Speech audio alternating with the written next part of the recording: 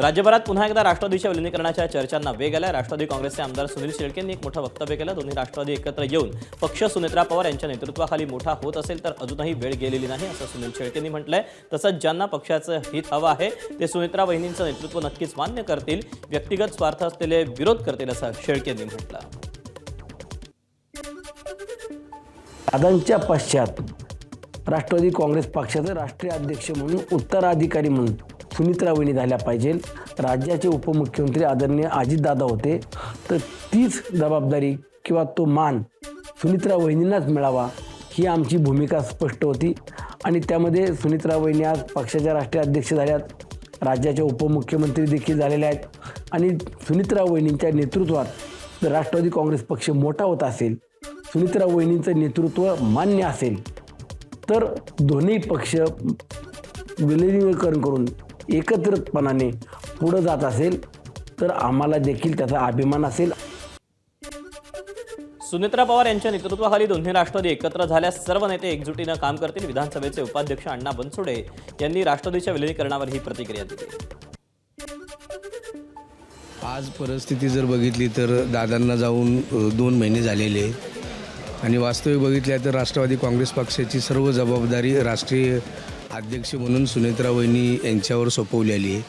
तर माझं जर मत जाणून घ्यायचं असेल तर राष्ट्रवादी काँग्रेस पक्षाच्या सर्वच नेत्यांनी म्हणजे माझ्यासारख्या आमदारांनी, पक्षाच्या प्रमुख कार्यकर्त्यांनी, राष्ट्रवादी काँग्रेस पक्षाच्या अध्यक्षांनी सर्वांची अशी इच्छा व्यक्त केलेली आहे की सुनेत्रा वहिनीच्या नेतृत्वाखाली जर दोन्ही पक्ष एकत्र झाले तर महाराष्ट्रामध्ये सर्वजण एकजुटीने काम करतील। दोन्ही राष्ट्रवादी पक्ष एकत्र येण्यासंदर्भात शरद पवारांच्या राष्ट्रवादीचे नेते अनिल देशमुख यांनी प्रश्न विचारला असता त्यांनी सध्या पक्षाच्या विलीनीकरणाबाबत कुठलीही चर्चा नसल्याचं सांगितलं। सुनील शेळकेंनी मांडलेलं मत हे त्यांचं वैयक्तिक मत असल्याचंही देशमुख म्हणाले। दोन्ही राष्ट्रवादी एकत्र येण्याच्या बाबतीत आमच्या पक्षामध्ये सध्या कोणतीही चर्चा नाही। जेव्हा काही चर्चा होईल तेव्हा आम्ही तुम्हाला सांगू, पण सध्या तरी कोणती चर्चा आमच्या पक्षामध्ये नाही। त्यांनी जे वक्तव्य केलं ते त्यांचं वैयक्तिक वक्तव्य आहे, पण आमच्या पक्षामध्ये याच्या बाबतीत कुठेही काही चर्चा नाही। आता या बाबतीत आम्ही सर्व शांत आहोत। आम्ही कुठेही याच्या बाबतीत आमच्या पक्षामध्ये सध्या चर्चा नाही। आमचा पक्ष कशा चांगल्या पद्धतीनं संघटन मजबूत करावं पुढे याच्यासाठी आम्ही सर्व मंडळी एकत्रपणे महाराष्ट्रामध्ये काम करतो। राष्ट्रवादीच्या विलीनीकरणाच्या चर्चांवर आपण बोलणं योग्य नाही अशी प्रतिक्रिया भाजपचे नेते आणि महसूल मंत्री चंद्रशेखर बावनकुळेंनी दिली। तसंच एकत्र येण्याबाबत त्यांचा निर्णय त्यांच्याच नेत्यांनी घ्यावा असंही बावनकुळे म्हणाले। भारतीय जनता पक्षाचे निर्णय करण्याचे अधिकार आम्हाला आहे। राष्ट्रवादी काँग्रेसनी कोणाकोणाने एकत्र यावं, कोणी नाही यावं यामध्ये भारतीय जनता पार्टीच्या कुठल्याही कार्यकर्त्यांनी आणि मी बोलणं काही औचित्य नाही। त्यांचा निर्णय त्यांनी घ्यावा, काय एकत्र यायचं नाही यायचं त्याबद्दलचा निर्णय त्यांनी घ्यायचा आहे। रायगडमध्ये माणगाव तालुक्यातील नवनिर्वाचित जिल्हा परिषद आणि पंचायत समिती सदस्यांचा सत्कार आयोजित करण्यात आला होता। यावेळी व्यासपीठावरील बॅनरवर खासदार सुनील तटकरे, मंत्री आदिती तटकरे, माजी आमदार अनिकेत तटकरे यांच्यासह स्थानिक नेत्यांचे फोटो लावण्यात आले होते। मात्र बॅनरवरून स्वर्गीय अजित पवार, उपमुख्यमंत्री सुनेत्रा पवार यांच्यासह पक्षश्रेष्ठींचे फोटो लावण्यात आले नव्हते। यामुळे रायगडमध्ये राष्ट्रवादीच्या बॅनरवरून पक्षश्रेष्ठी बेपत्ता झाल्यानं राजकीय वर्तुळात उलटसुलट चर्चा सुरू झाल्या। राज्याच्या राजकारणात आता पुन्हा एकदा मोठा भूकंप होणार असा दावा शिवसेनेच्या प्रवक्ते आणि राज्यसभेच्या खासदार ज्योती वाघमारे यांनी केला। ऑपरेशन टायगर किंवा ऑपरेशन तुतारी होणार असे संकेत वाघमारे यांनी दिले। तसंच जे होईल ते योग्य वेळी होईल असंही वाघमारे यांनी म्हटलेलं आहे। ते नांदेडमध्ये बोलत होते। मी तुम्हाला एवढं सांगू शकते कि कुछ तो बड़ा होने वाला है। महाराष्ट्र की राजनीति में बहुत बड़ा भूकंप होने वाला है। मग ते नक्की ऑपरेशन टायगर होईल का ऑपरेशन तुतारी होईल का काय होईल हे योग्य वेळ आल्यानंतर मी सांगेन। कारण काय की राजकारणामध्ये परफेक्ट टायमिंगला खूप महत्त्व असतं। तर योग्य वेळ आल्यानंतर आम्ही आपल्याला नक्कीच सांगू की काय काय होणार आहे आणि कोण कोण येणार आहे।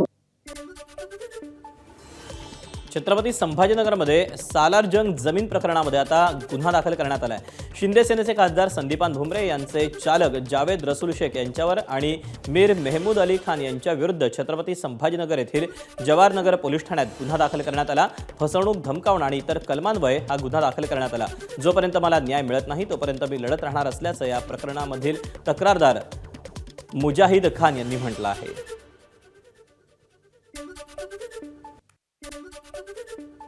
हे जमीन सालार्जन इस्टेटची प्रॉपर्टी होती. त्यांचा वारसापैकी एक मीर महम्मद खान यांनी ती मला विकली होती.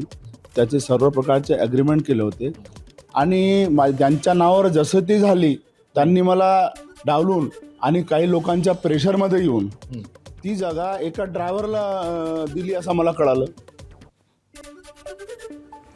मंत्री पंकजा मुंडे यांच्या संपर्क कार्यालयाचं अंबाजोगाई येथे उद्घाटन करण्यात आलं. कार्यालयाचं उद्घाटन करतानाच पंकजा मुंडे यांनी आगामी निवडणुकांचा रोडमॅप दाखवला. जिल्ह्याच्या 6 मतदारसंघातील 6 आमदार आणि खासदारही आमचेच होणार असा विश्वास पंकजा मुंडेंनी व्यक्त केला. मी प्रयत्न केले तर माझं स्वप्न पूर्ण होतं. इतकी माझ्यावर ईश्वराची कृपा असल्याचं पंकजा मुंडे म्हणाल्या. त्यावेळी आम्ही 5 आमदार निवडून आणले होते. आता तर मी म्हणते 6ला 6 आम्ही आणले. आता ते आमची काय म्हणतात त्याला खिचडी आहे, युती आहे.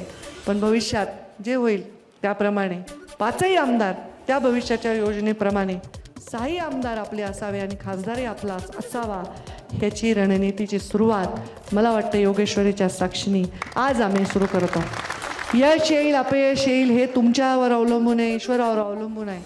पण माझं स्वप्न जे आहे ते पूर्ण करायला मी सुरुवात करते. सूचीय मार्गाने पैसा कमावणाऱ्यांची जागा तुरुंगातच असते असा थेट इशारा भाजप नेते आणि मंत्री पंकजा मुंडेंनी दिला. ज्याची ऐपत 10 पैशांची आहे त्यानं 15 पैसे कमवावेत, पण 10 पैशांची ऐपत असताना 100 रुपये कमवण्याचा मोह केला तर त्याचं ठिकाण तुरुंगातच असतं असंही त्या म्हटल्या. बीड जिल्ह्यातील अंबाजोगाईमध्ये त्या बोलत होत्या. कृपा करून असे काही असंवैधानिक गोष्टी विचारू नका. त्याची जागा इथे नाही. हा काळ वेगळा आहे. आपली परिस्थिती ओळखा, आपली ऐपत ओळखा, त्याच्यात आनंदी राहा. ती ऐपत 10 पैशाची असेल तर 15 पैशाची करायचा प्रयत्न करा. 10 पैशाची ऐपत जो 100 रुपयाची करायला जातो त्याची जागा तुरुंगात आहे. हे मोदीजींनी गेल्या अनेक वर्षात दाखवले की तुम्ही बाबा हे असं आहे. चुकीच्या अपेक्षाच करू नका. एबीपी माझा, उघडा डोळे बघा नीट.